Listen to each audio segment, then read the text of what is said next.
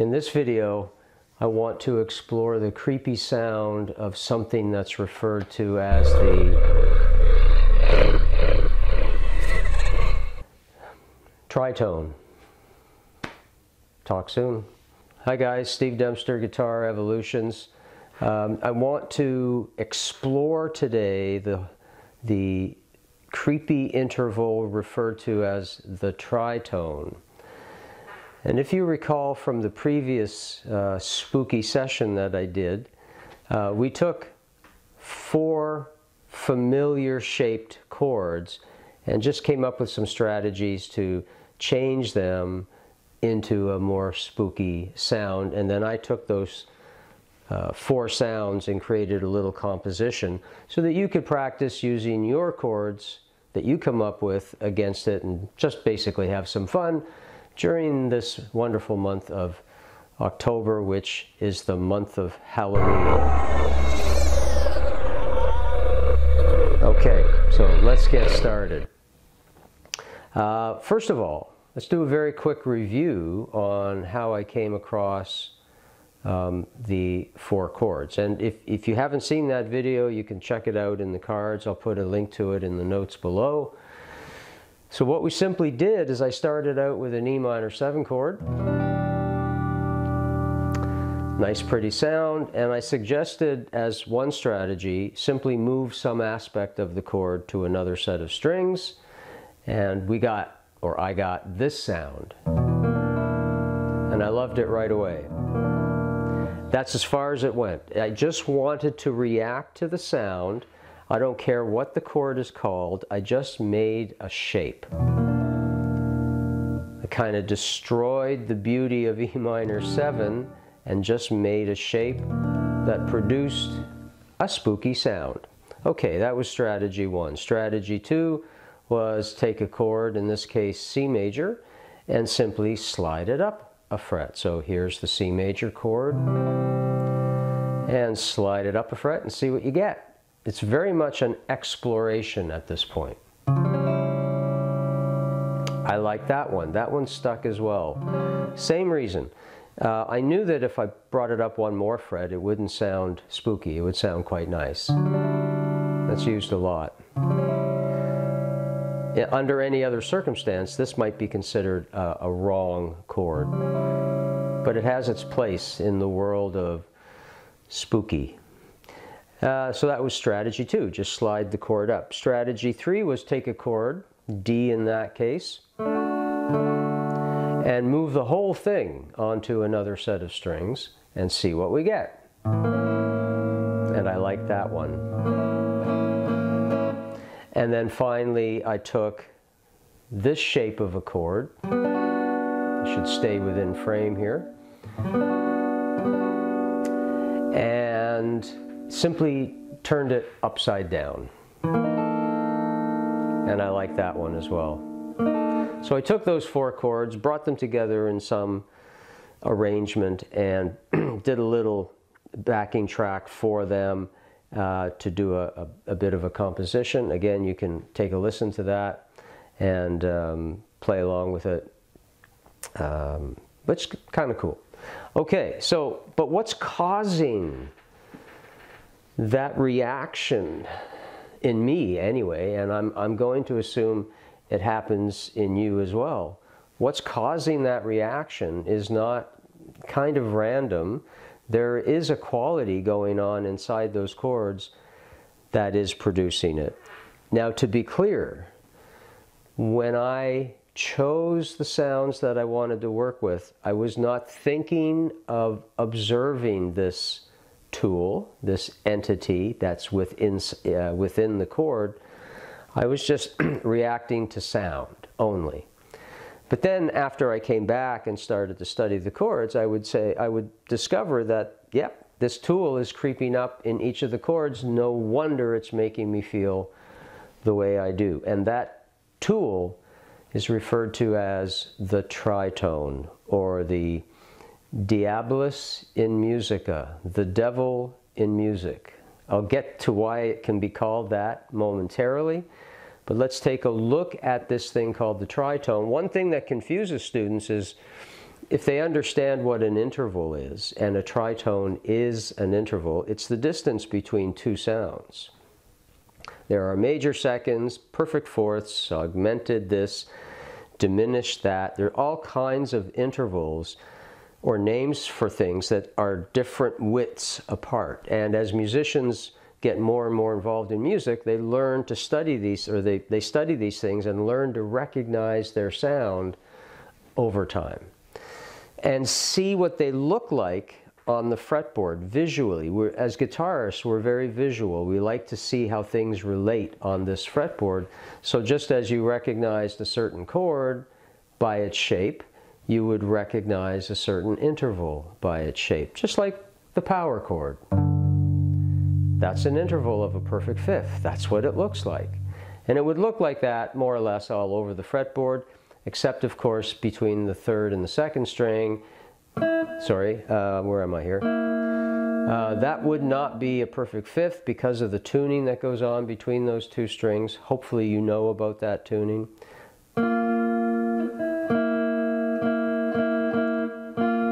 You have to compensate by bringing the higher note up one fret. That's a different video, but I want you to be aware of that because it's going to show up in the tritone. So, okay, distance between two notes. But why is it called tritone, which implies three of something?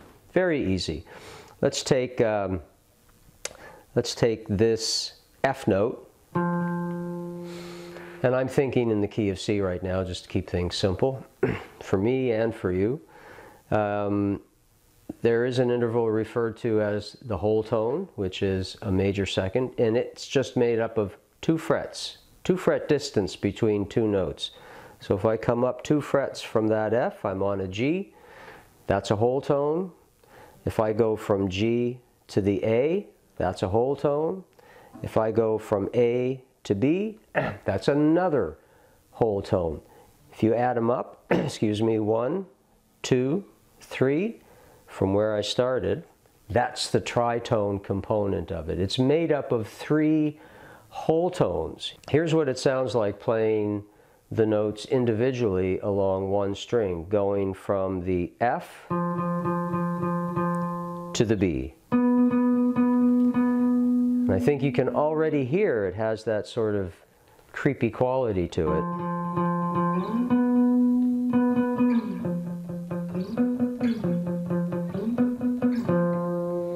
It's a very cool sound. What's more important for our purpose is to see what that interval looks like when we cross strings. That's critical.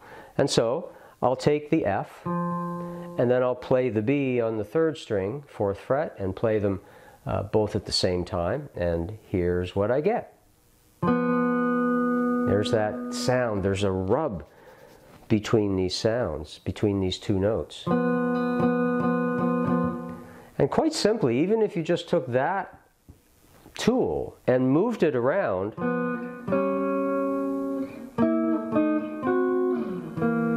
in and of itself, it forms a pretty creepy little composition. But a good tool to use if you were going to do that is to inject 1 fret distances from where you are to where you want to go once in a while. That semitone movement creates quite a creepy effect. So for example, I could do this. I could go and then fall down 1 fret. Sounds creepy just already, without really having a full-fledged chord. So these sideways semitone movements, also something for you to think about, as well as the tritone interval, as a device that can help to create a creepy sound. So if you find a creepy sound, move the same thing up or down 1 fret, and if everything's being fretted, that is, and you'll get the same creepiness through the semitone as much as the tritone. Okay, let's talk a little bit of the history of the tritone before I get into the chords. So basically, there's a lot of folklore out there about the tritone and its association with the devil. It has a very sort of demon quality associated with it. And that's because more or less in the Middle Ages, back in that era, the sound of intervals that were being sung, let's say by monks, and music, by the way, was very much controlled by the church at that time. The sounds that people would sing could and were characterized as being sort of godly or not godly. Godly would refer to pretty sounds like major thirds,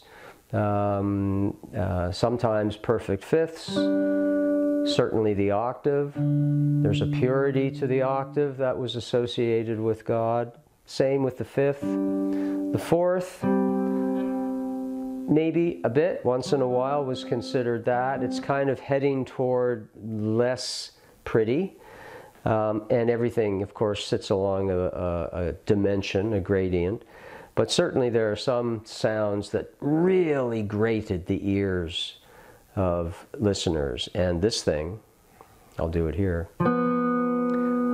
was the kingpin. That one alone made things sound really creepy, and with that association came a connection with you're cavorting with the devil. So much so that if a composer played it and didn't attempt to resolve it, which is a common feature in music, you play something that has a bit of dissonance to it, and that dissonance, it makes you want or yearn for some kind of resolution, and when the resolution comes, it feels very restful, very peaceful. If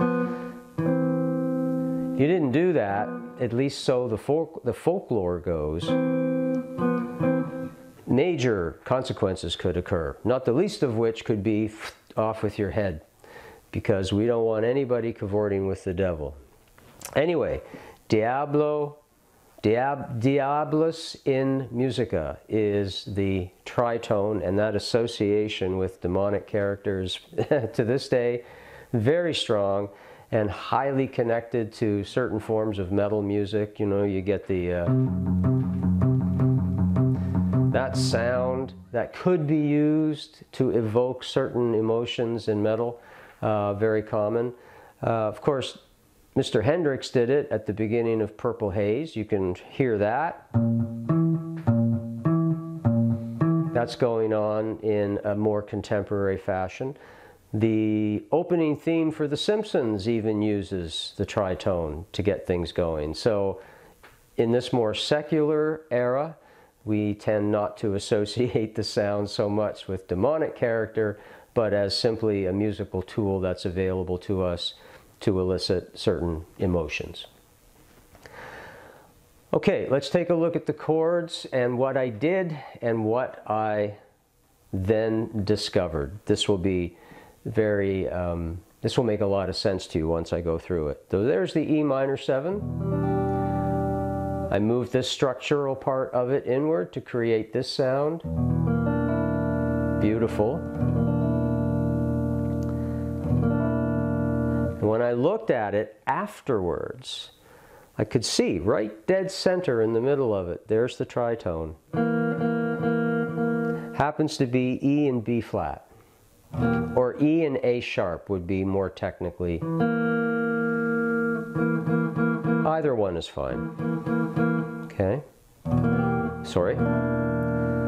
So there it was, hidden inside, that was evoking that character. Now, a lot of other things are doing that as well. We're getting, you know, the B flat playing a little bit against the D.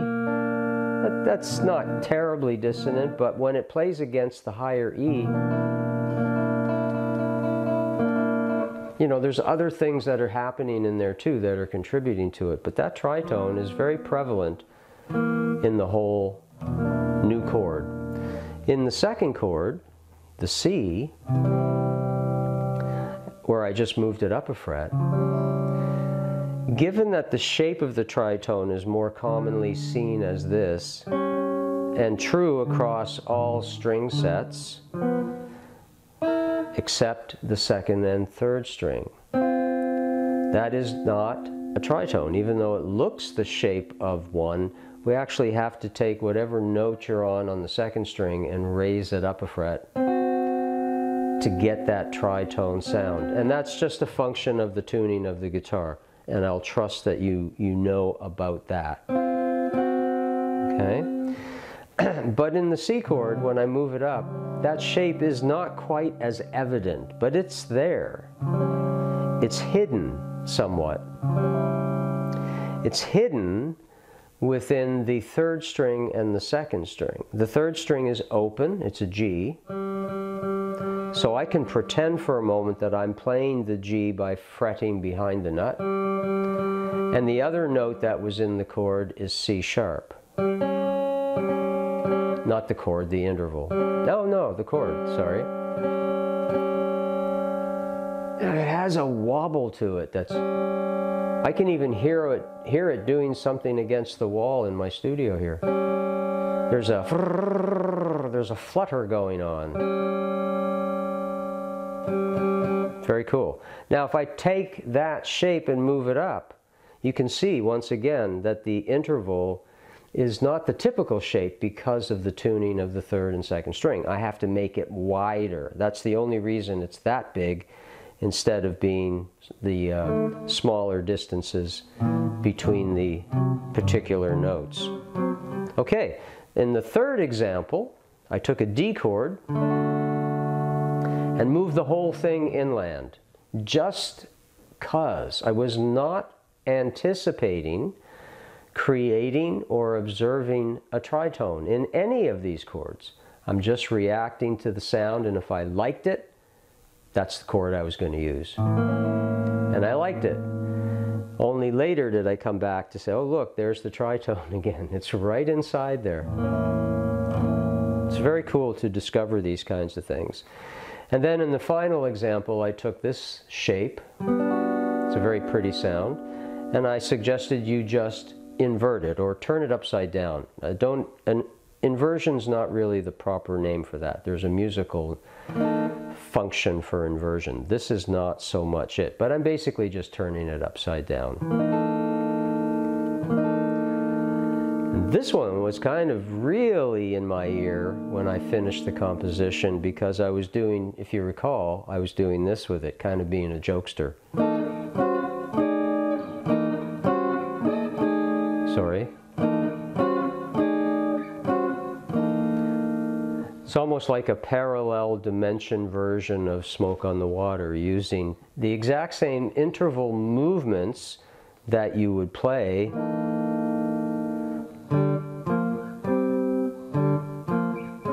same interval movements.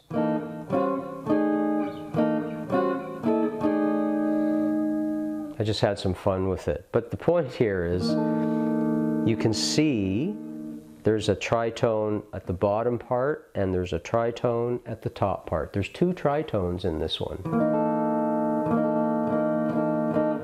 So there you have it. Inside of those so-called spooky chords that I used to create the little backing track, lo and behold, the tritone had its way with me in terms of making my ear react to the sound, and then later coming back to discover that the tritone was lurking inside the chord, and that was contributing in no small part to the overall creep factor that I would be feeling from the chord. And I had suggested to my subscribers that if you were interested, you could submit to me a recording of a spooky chord you discovered. Didn't necessarily have to have a tritone in it. Not all spooky chords do. That's kind of a spooky sound, but whoops, sorry, I'm out of frame. But there's no tritone in it. And so I suggested send the chord in, and then I'll bring all these chords together and I'll put another composition together. If you have trouble coming up with a chord, you could simply use the tritone. Just get that shape. Move it around. Change strings.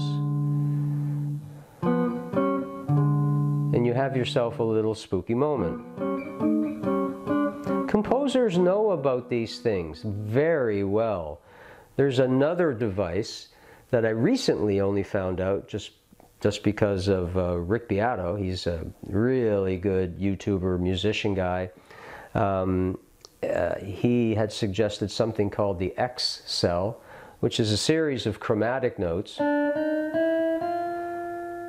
all played in different registers on your instrument. But when you piece it together, that's the sound of like the psycho sound in the shower scene. Very cool. Composers know these tools, so if they're being paid to creep you out and get you scared about something, you can be assured they're already coming to the creation of the composition with these tools in mind. Not only to speed the composing process up, but they know they're going to work. We've tried and true and tested things that we know creep people out. The tritone is probably, I would say, the kingpin of all of them.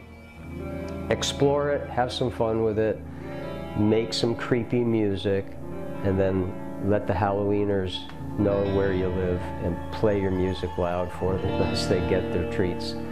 However that's going to happen in COVID times. So there you have it. The tritone, Diabolus in Musica, the devil in music, is one of those sounds that does manage to create creep factor in people. I hope you use it and make some stuff up with it. If you found this video helpful, don't forget to subscribe to my channel and share it around. Give us a comment below. Love to hear from you. In the meantime, until the next installment during the season of Halloween, because I love Halloween, I will talk to you then. Steve Dempster, Guitar Evolutions. See you for now. Bye.